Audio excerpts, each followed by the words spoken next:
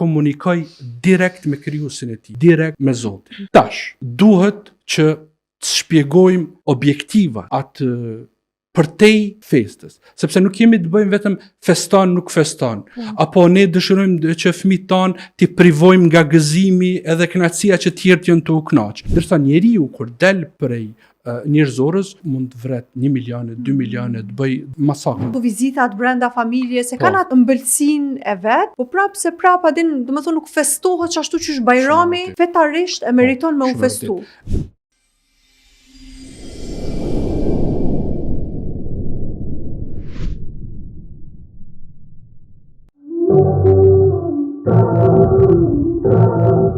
Viti i ri fest ose jo, na jemi rrit duke e festu vitin e ri shumica prej nesh, mandej kemi kalu në një stat të jetës ku normalisht që njeriu ndryshon, transformohet edhe kemi vazhdu me parimet fetare që viti i ri nuk bën më u festu dhe atë njëjti edukojmë edhe fëmijët tonë.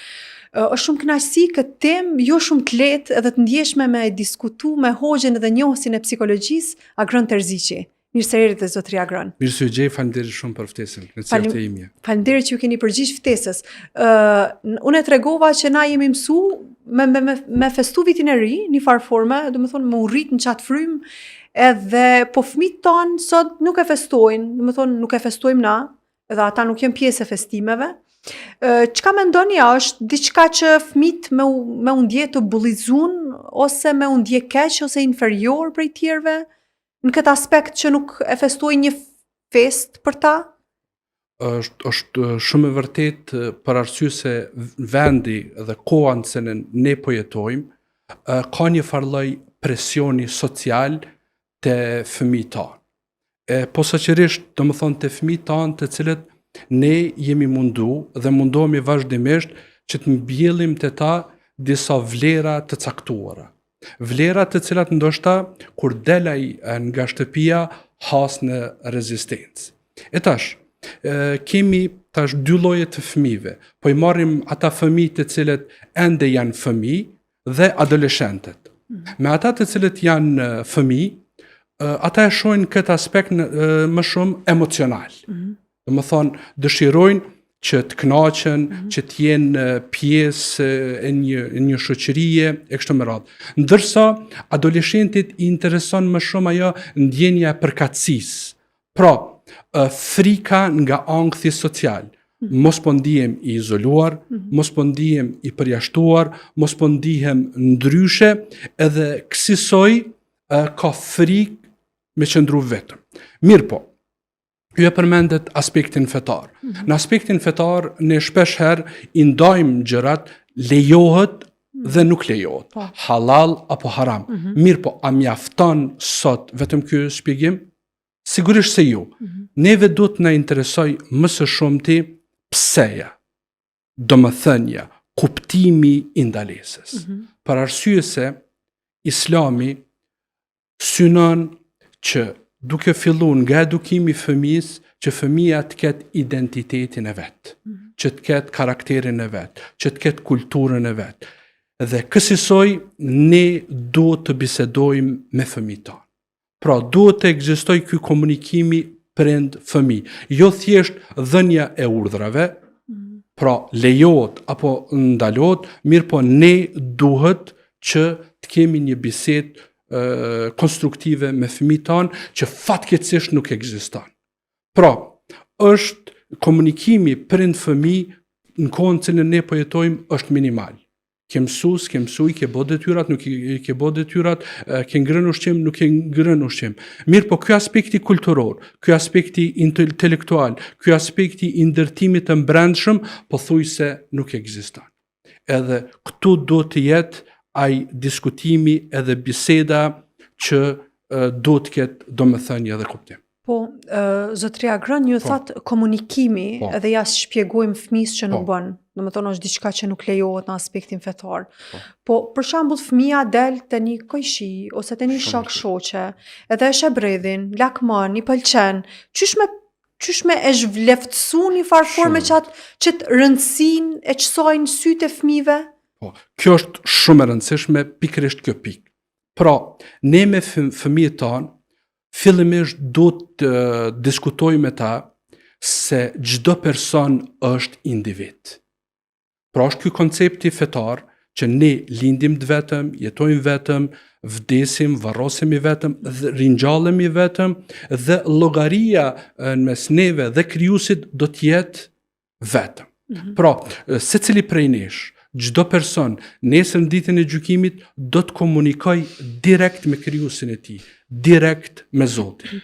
Tash, duhet që të shpjegojmë objektivat atë përtej festës, sepse nuk kemi të bëjmë vetëm festan nuk festan, apo ne dëshirojmë që fëmijët tanë t'i privojmë nga gëzimi edhe kënaqësia që tjerët janë të u kënaq. Mirë po, ne duhet ju të tregojmë fëmijëve tanë, familjarëve tanë se vlerat të cilat ne i kemi përqafu janë vlera sublime. Janë vlerat të cilat i ka zbrit Zoti i Madhreshëm dhe është shpallja e fundit. Dhe ne jemi krijesa e vetme në gjithësi në univers që ka përgjithësi, ka drejt për zgjedhjes. Pra, edhe dielli, edhe hëna, edhe me lajket nuk kanë drejt të zgjedhjes. Nuk mund të thotë dielli se unë sot nuk do të lind apo nuk do të perëndoj. Do të thotë me lajket nuk më katojnë. I vetmi njeriu e ka drejtën e nënshtrimit apo të refuzimit. Kjo është e para. E dyta, ne duhet të edukojmë ata dhe të flasim me ta se për secilin fëmijë, për secilin person është e rëndësishme vetja e tij. Ndërsa këto gëzime, këto festa synojnë që me largu individualitetin. Po me pa njeriun jo si individ, jo si person, jo si vete, po si turm, që të shkrihet, që të tjetërsohet. E tash, nëse arrim ne me eduku një fëmijë se ai të qëndroj vetë, të mos ketë frikë nga vlerat e veta, të mos ketë frikë nga idetë e veta, edhe të qëndroj, edhe të përballet, ai i ri, edhe ajo e re nuk do të ketë kurfar problemi nesër.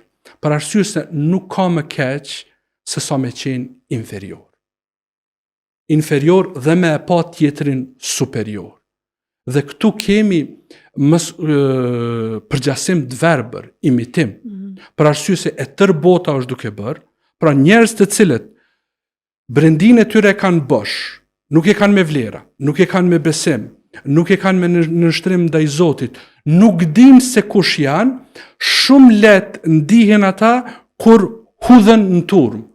Për këtë arsye shkojnë njerëz në për stadiume, shkojnë njerëz në për vende ku ka masë dhe turm, edhe aty në një farforme ai shkrihet edhe e humb atë kontaktin me veten.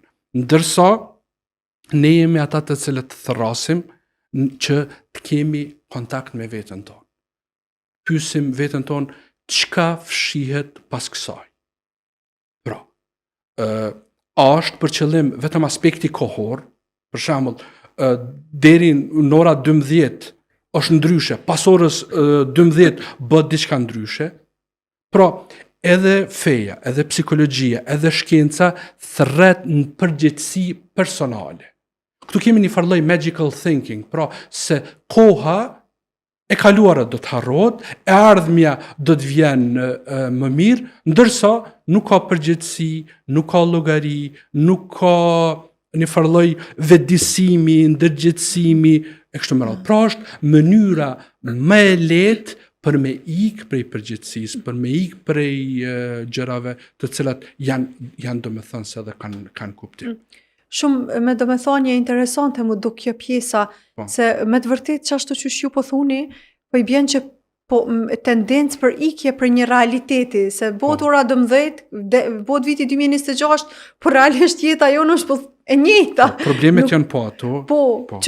Problemet janë po të njëjtat edhe nuk është që jemi tu ndryshu diçka. Si është ndryshimi më i madh në aspektin psikologjik? Pra, mas pari do të më ndryshu vetdia, do të më ndryshu mendimet, pastaj njeriu është sjellje.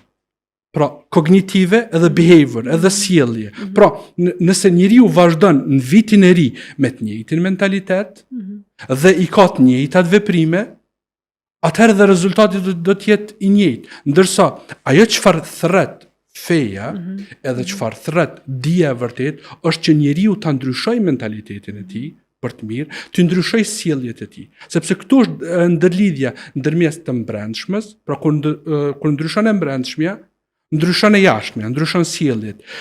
Veprimet e shpeshta ndryshojnë pastaj edhe brendin. Kjo është ajo lidhja.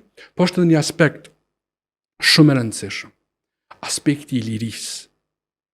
Gjëja më e çmueshme që ka njeriu sot është liria. Mirë po shumica e njerëzve heqin dorë prej lirisë. Heqin dorë prej vetës.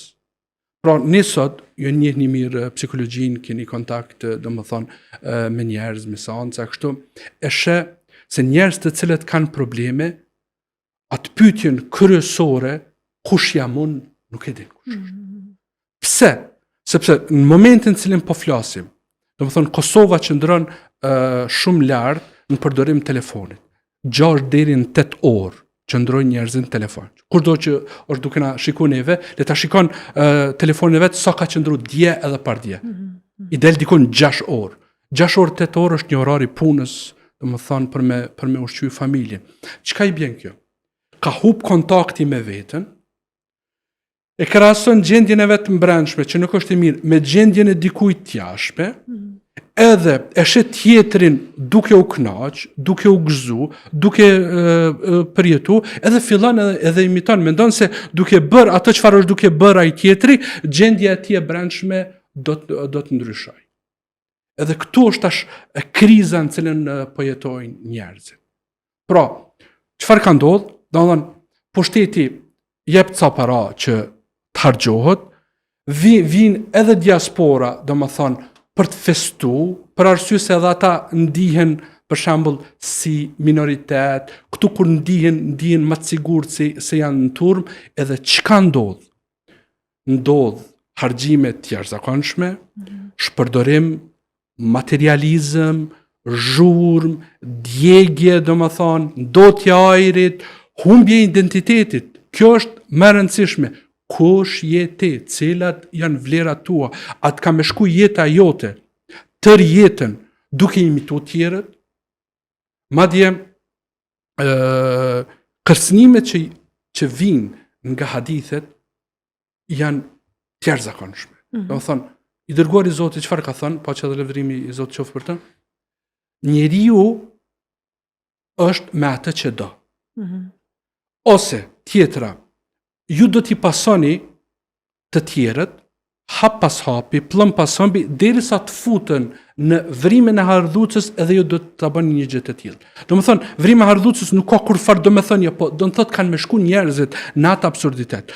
Unë nuk e kam problem me të tjerët, unë e kam problem me komunitetin musliman, me ata të cilët janë fetar, mirë po janë duke bërë një farlloj dualiteti.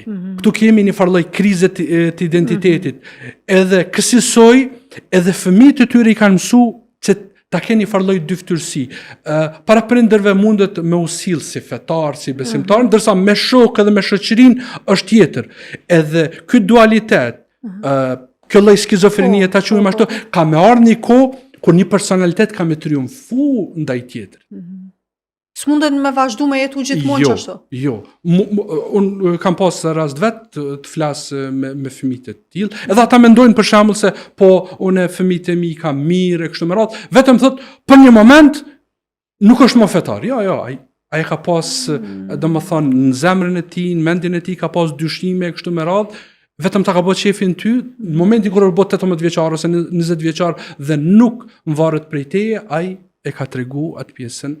E qysh me reagu në qëto raste, për shembull, fëmija po del jashtë aparimeve të familjes, kurrit, me që dualitetin ashta, po edhe po rebelohet sipas këndvështrimit prindit, se me dal jashtë parimeve, bjen që po del kundër qasaj që ti rrit. Qysh me reagu prindja me lon në qatë situatë, sipas bindjeve të veta, me tentu me majt, me bind, apo... Ja, fillimisht përmendëm komunikimin. Pra, të flasim me ta në nivel pak më të lartë. Pra, çfarë është gëzimi, çfarë është festa? ne I kemi ato festat tona, do më thonë 2 bajramet, që e kanë domethënien edhe simbolikën. Kurban Bajram, do më thonë Fitr Bajrami, është pasi kemi realizu agjerimin, që agjerimin nuk është thjesht braktisje e ushqimit e kështu me radhë, po ajo është një farë lloj triumfi ynë ndaj egos, triumfi ynë ndaj materjes, dhe ne marrim kontroll mbi veten tonë. Pra ne I tregojmë vetes tonë se kur do të hash, kur do të flesh, pra kontrollin mbi veten tonë e merr ajo vetja jonë reale, ai aspekti jonë shpirtëror, jo material. Edhe ja vlen që me festu në atë ditë. Tjetër kemi haxhin, do më thonë, kur sakrifica e madhe, kur haxhin nënkupton që njeriu zhveshet nga çdo gjë që është materiale. Edhe vesh ihramin. Edhe është me natyrshmërinë e tij, me fitrën e tij. Edhe pra ju ka bind Zotit, edhe orientim kryesor të tij ai e ka Zotin. Dhe tash çka ndodh? Feston për këtë. Pra largohet nga tundimet e shejtanit, largohet dhe është në parimet e Zotit. Njeriu ka 2 anë, apo ka anën animale, shtazarake, këtë toksore, trupit, po ka dhe shpirtërore.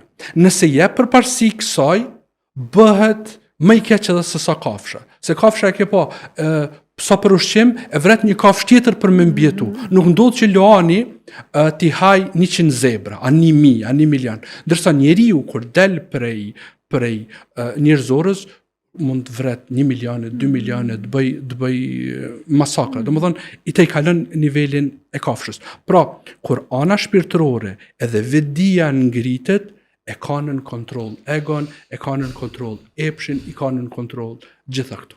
Edhe ne ju shpjegojmë fëmijëve tonë, shiqo, këta çka janë duke bë, po japin përparësi të përkashmës para të përhershmës. Pra, çfarë janë duke bërë? Han, pin, argëtohen, dalin nga vetja, shpërdorojnë, zbaviten, gjitha janë këto për trupin. Edhe trupi vjen në një moment kur lodhet, gjitha janë këto mëkat, nuk është se ka një domethënie, nuk është se ka një kuptim. A kupton? Edhe tjetër është që me I tregu se ti je unik, ti je autentik. Njeriu kur shkrihet, kur tretet, I hupaj autenticiteti I tij. Po gjithmonë ka me qenë, domethënë duke I pasu tjerët. Dhe sigurisht se nuk mund ta detyrosh sot askënd, mirë po gjithmonë ne du ta ngrim debatin nga ai emocional në intelektual logjik. Tulim me të hajde flasim me një janar çfarë ndodh. Del shif ku ishin njerëzit. Se çfarë gjendje janë. Domethënë, s'ka aktivitet, s'ka asgjë. Është lodh trupi, është lodh shpirti. Nëse dëshiron me e ditë një vepër a është e mirë, a është e keqe, pyet e veten si ndihesh pasi të përfundoj. A ja ka vlejt as ja ka vlejt? A bën apo nuk bën? Gjithçka shumë interesant, po kthehem për pak, vazhdojmë me një blok marketingu.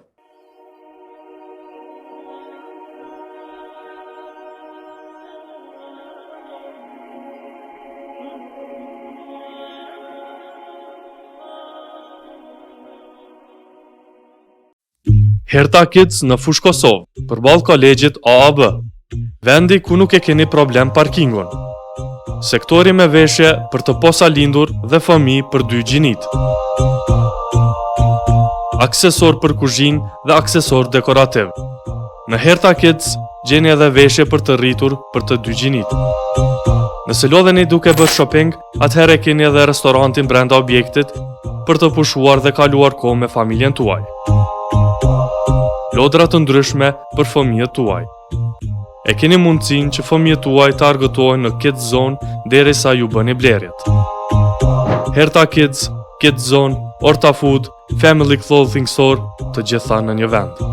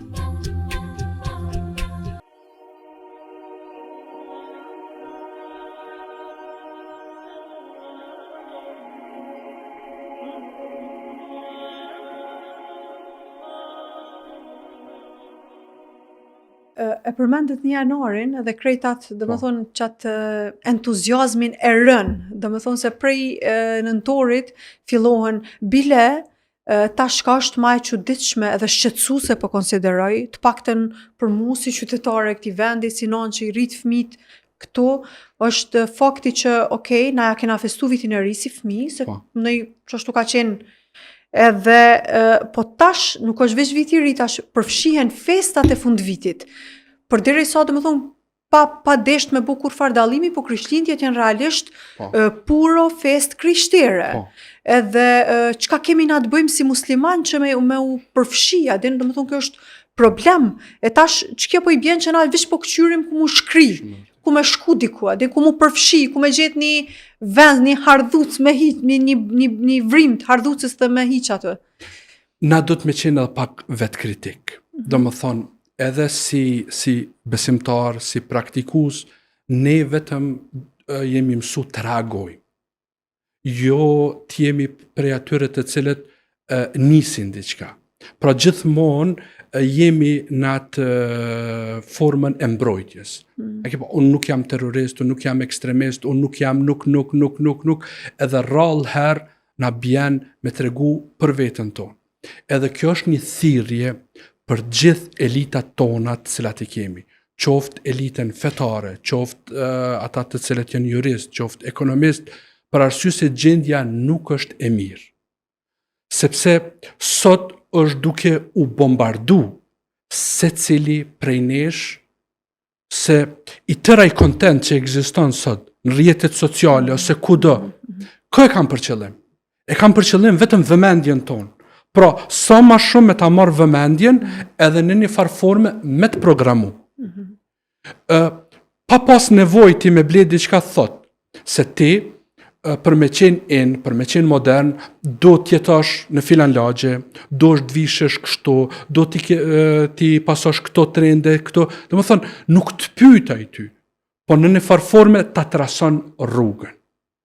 E ne, pra do të synojmë që të regojmë se njeriu do t'jetë vetja, që të mos nihet keq, pra pse është ndryshe. Tash, t'ju marrim shembull nëse bën juve. Nëse ju shet dikush me shami, ajo mundet me ju pa me sy dhe mshurie. O, so gjëna, so keq. Shumë shpesh ndodh. Po ti thou, shiqo, kjo është diçka që unë e bëj me bindje, me vetëdëshirë, shpresoj shpërblim të Zoti I Madhreshëm në këtë botë edhe në botën tjetër. Edhe çështja e identitetit është çështje madhore edhe parsore. Pra, dallon një femër e cila ka mbulesë dhe falet, edhe një femër e cila falet edhe nuk ka mbulesë. Për arsye se kjo tregon identitet. Mbulesa tregon identitet se kushdo që të sheh e din që je musliman.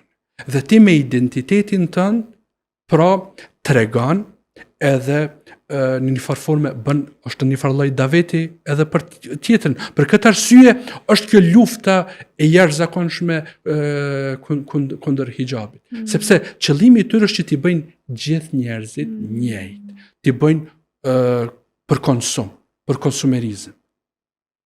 T'i bëjnë njerëz të cilët do të blejnë mallin e tyre. E tash, ne si fetar, si besimtar, jemi duke qëndru shumë komod ndaj këtyre gjërave të cilat janë duke u zhvillu kudo në përbot. Pra, përpara ka qenë për shembull rrezik ose frik kush ka dalë jashtë se mos po e hupi identitetin, mos po tjetërsohet, po asimilohet. Mirë po, ju e dini besoj edhe prej përvojës. Sot fëmijët tanë gjuhë të pare kanë gjuhën angleze para gjuhës shqipe. Ma di një prej profesioneve, më profitabile në tardhmen ka me qenë logoped, më mësu gjuhën shqipe fëmijëve shqiptar. Se sot, varsisht prej kontentit që fillon fëmija të konsumoj, prej moshës 2 vjeçare, 3 vjeçare, nëse dikush fillon me gjermanisht, mëson gjermanisht, anglisht, rusisht, ka pas edhe frangjesht e kështu me radhë. Pra, njeriu ka fillu në moshë 3 t'i merr vlerat e tjetrit, duke qëndru në prehrin e babait edhe të nënës.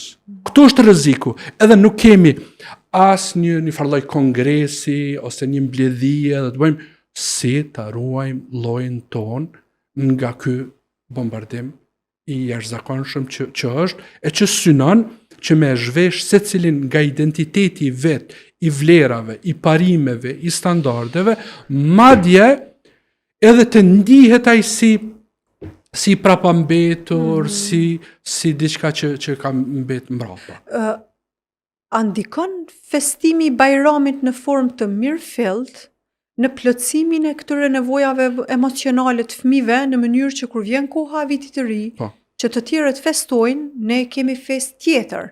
Se ne Bajramin realisht jemi mësuar me festu në gjendje qetësie komplete. Unë po flas për Gjakovën, ku kryesisht domethënë presin Bajramin, është qetësie plot, nuk ka atmosferë feste.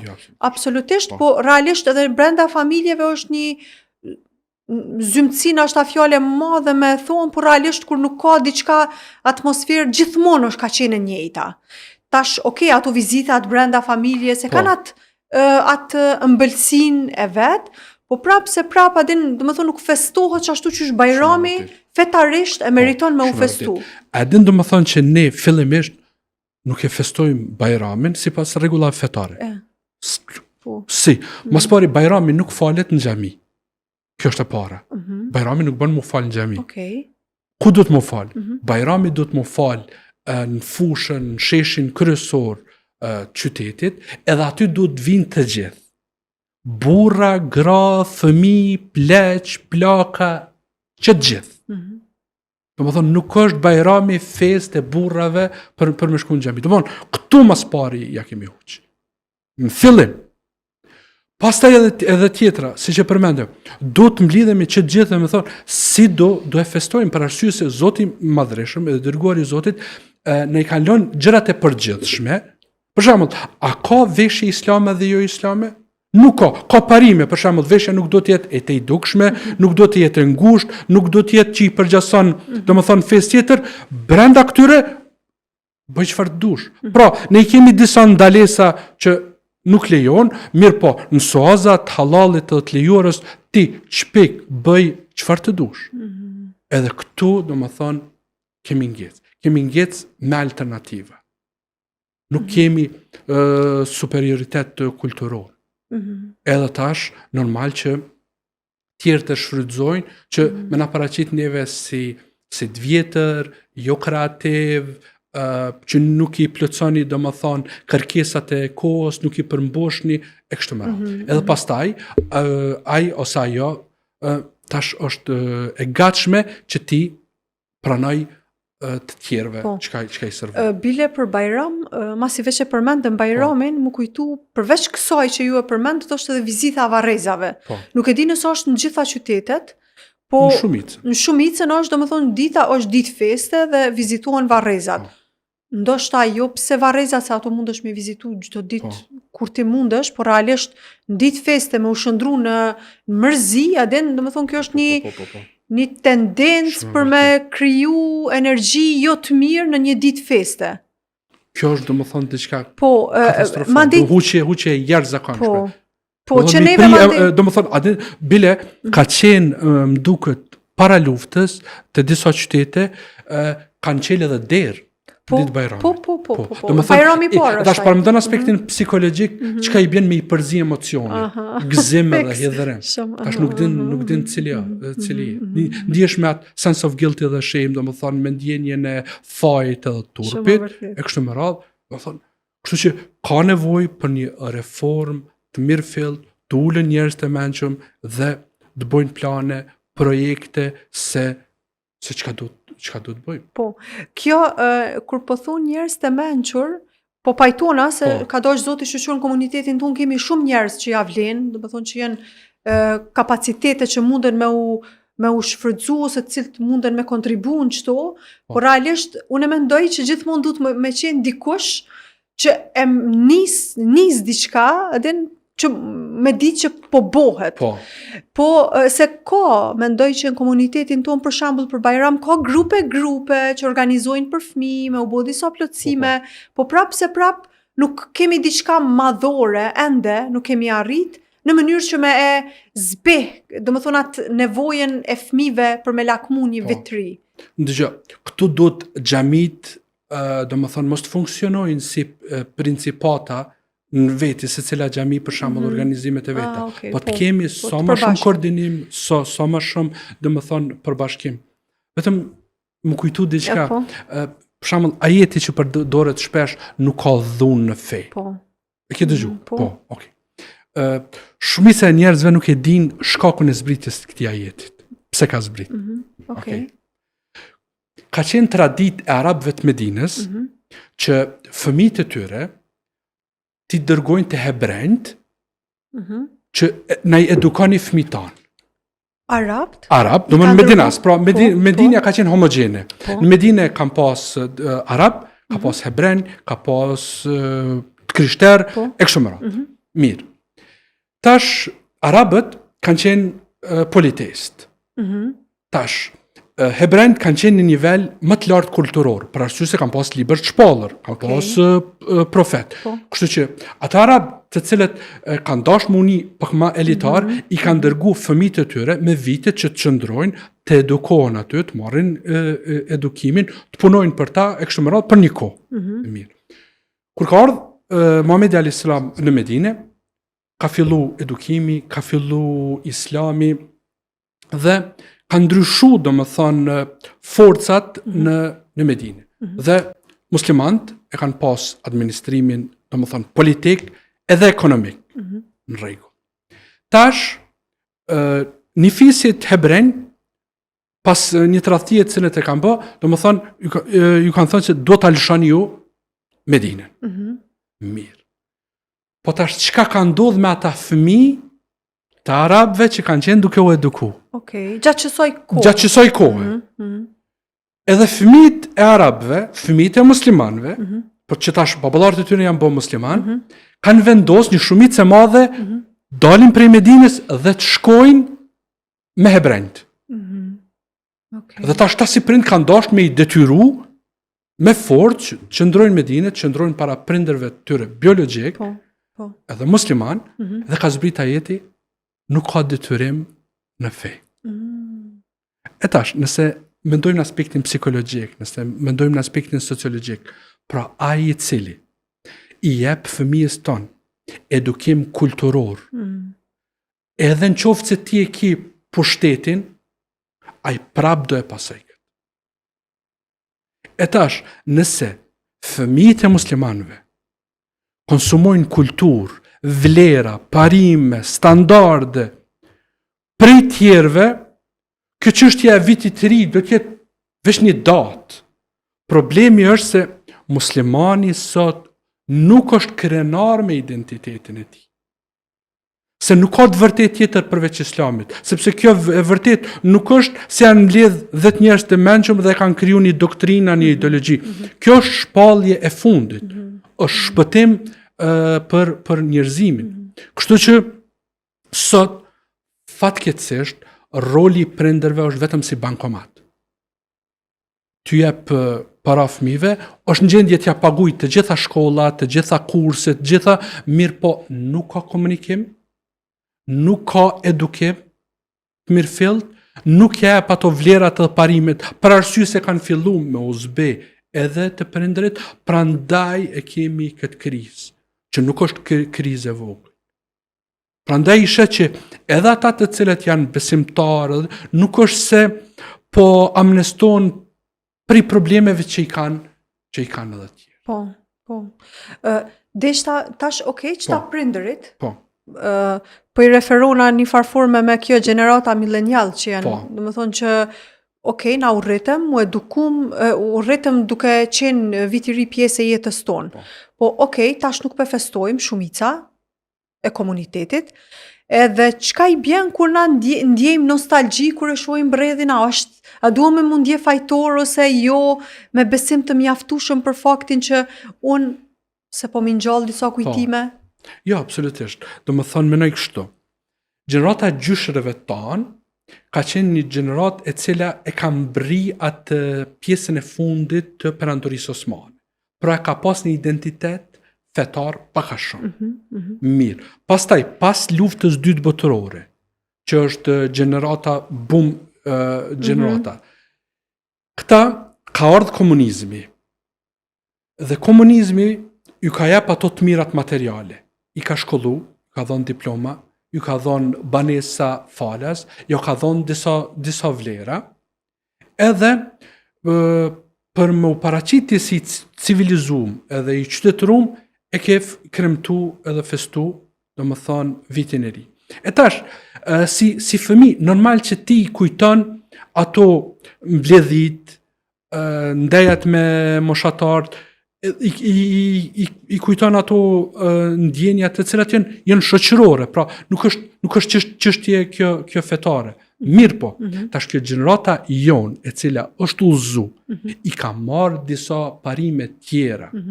Do të vazhdoj në to se kjo është e vërteta. Edhe do të krijoj një gjenerat të re e cila do të jetë e fortë. Nuk do të jetë gjenerat që e manipulon interneti, që e manipulojnë rrjetet sociale. Për arsye se kjo e jashtëmja është duke i kompleksu femrat, se ti për me qenë e pranueshme në shoqëri do të kesh kaq kilogram, do të kesh ndërhyrje estetike, do të kesh kaq lajka e kështu me radhë. Dhe në atë moment që nuk shihesh, nuk pranohesh, ki me uni me vetbesim të ulët, me vetvlerësim të ulët edhe gjitha. Pra, ju dini edhe në aspektin psikologjik, kushdo që merr validim nga jashtë, faktikisht ti pja dorëzon jashtit lumëturin tënde, me uni i lumëtun, jo i lumëtun, me vlerë ose jo me vlerë. Ndërsa nëse ne jemi okej me gjendjen tonë emocionale, me besimin tonë, me vlerat tona, atëherë nuk ka mundësi askush që të fuzë dyshim. Prandaj, të thrasim në atë në liri, në pavarësi, edhe që t'i edukojnë fëmijët tonë që të mos jenë inferior, që të mos jenë imitus, po original, për arsye se imitimi nuk ka kurfar vlere, të jenë autentik, të jenë vetja. Dhe si që ka lavdru Zoti i Madhreshëm Ibrahimin a.s. duke e quajtur, Ibrahimi ka qenë ummet. Pra, ummet është diçka më madhe se sa populli. Pse ka qenë person një, mirë po, vlerat të cilat i ka pas, kualitetet të cilat i ka pas, faktikisht janë të barabarta sa me një umet. Po, e përmendet që gjenerata jonë me qëndru stoik, në parime, qysh me qëndru. Më thonë, se ka njëherë, normal, na diri që tash folëm për fëmijët, por realisht edhe na jemi pjesë e kësaj shoqënie që i ka krejt që to presionet. Çka duhet me buna që me qëndru në parime edhe mos me dal shumë jashtë. Kur po them shumë është fjala se perfekt është veç Zoti, e na jemi normalisht që jemi gabimtar, po me bo sa ma pak gabime. Do të jetë lidhja jonë pikërisht me Kur'anin. Kur'ani ka një veçanti të jashtëzakonshme. Ka zbrit para 1400 vjetë, por kur e lexon, çdo person që e lexon, krijohet ndjenja dhe vetdia se është duke më folur mua, personalisht, pra individ. Se çdo e folur që nuk e kap individin, prandaj ne përmendëm rolin e individit, jo mu shkri, sepse individi do të merr përgjegjësi, do të kërkoj domethënie, do të kërkoj kuptim të gjanave. Dhe ne e dim se esenca e kësaj bote cila është. Rrjetet sociale, mediat, Hollywoodi, gjitha këto, jemi duke jetu në një spektakël, në një iluzion, pra çdo sen është iluzion, është fantazi. Fëmijët tonë qëndrojnë luajnë lojna, që është fantazi. Po ikin nga realja. Përpara ke pas miq, shok dhe shoqe real, sot thot i kam 2000 friends, 5000, 10000, ata nuk janë friends. Madje ka humb shëmbëltyra, sa që mund nuk ka modele reale, po ka modele imaginare. Spider-Mani, Supermani, edhe gjithë. Do më thënë, njeriu ka fillu të jetoj një iluzion, jo me realitet. Edhe ky është rreziku. Rreziku është se dëshirojnë me e bind njeriu se ka xhenet në tokë. Xhenet në tokë nuk ka. Esenca e jetës në këtë botë cila është sprov. Pra ne do të sprovohemi me humbjet, pasurisë, humbje dashurve tonë, pra ne do të sprovohemi me të mira edhe me të këqija.